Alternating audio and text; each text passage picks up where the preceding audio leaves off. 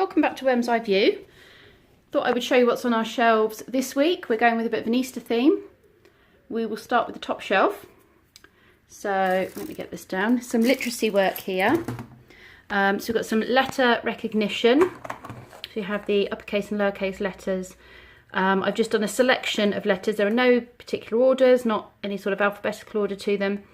I've just had a look at what items I have in our basket and then seen which ones will fit in the eggs, and then gone with that for the letters. So we've got D for dog, and they need to pop it open and put the dog inside.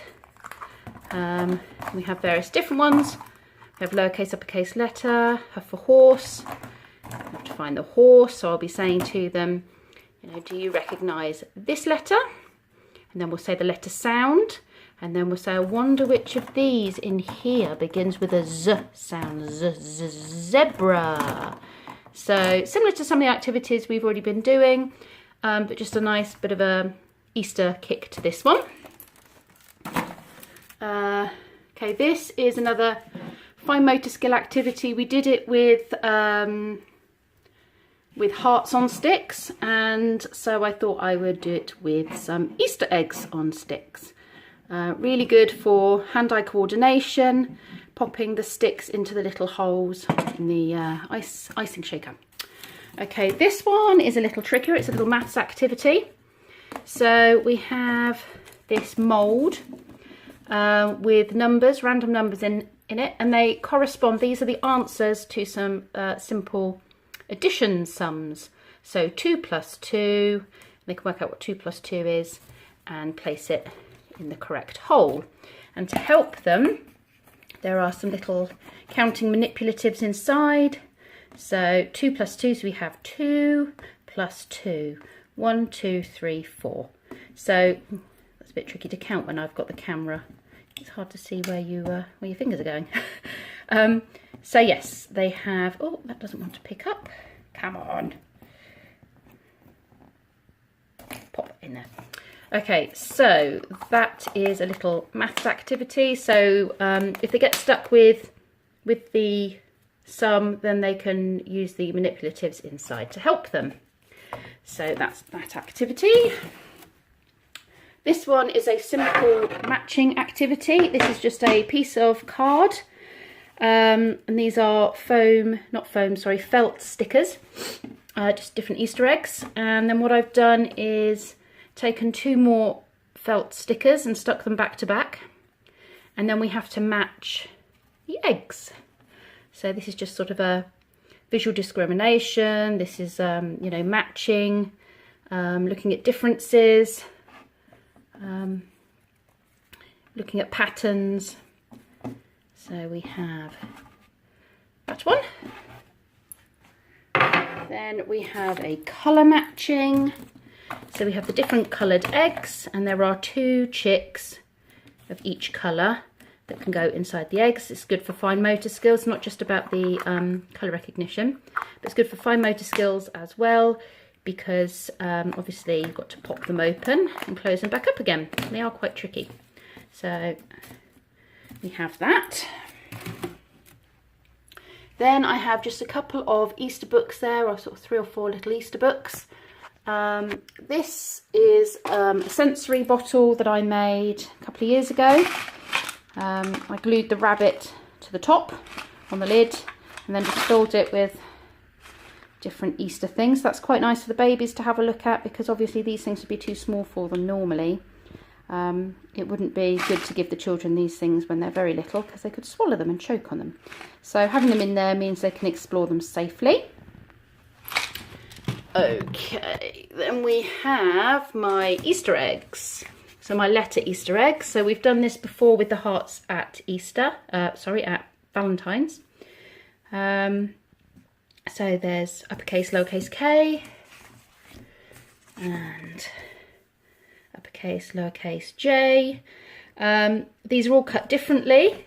I've made it slightly more difficult than I did with the Valentine's one. The Valentine's one, I only had 1 of each colour, but there's actually, I've doubled up on colours here, so there's sort of two pink ones, but they are cut differently, so an I and an F, but they are cut differently so that the lowercase f, for example, would, oh, that's the I, so the lowercase f will not match up with the I, despite the fact they are the same colour.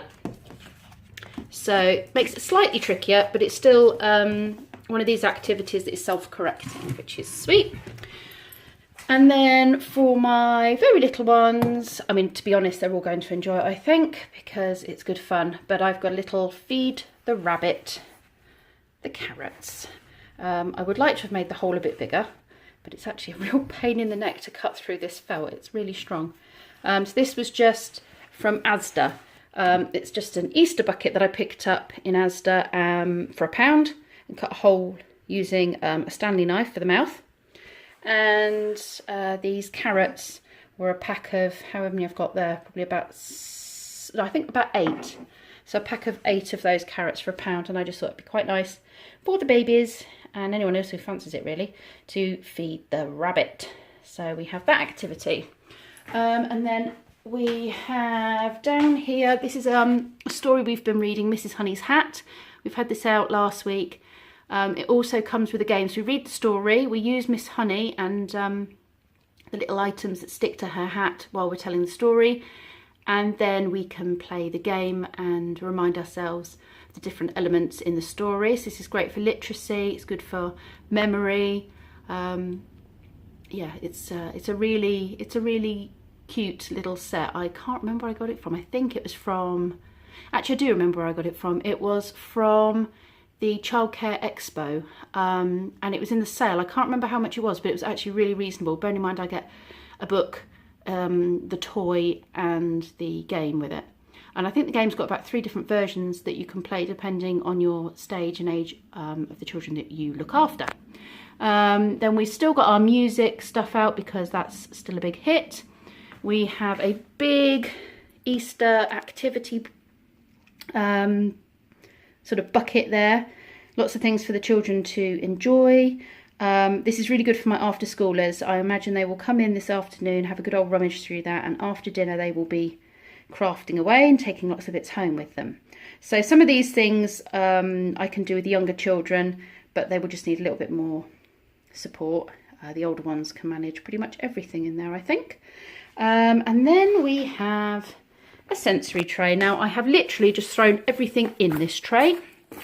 We have various different bits that have been gathered over the years. So this says lamb. You have to find the lamb to put the lamb in. This one says rabbit, although that looks like it's wearing off, so I'll have to rewrite that one.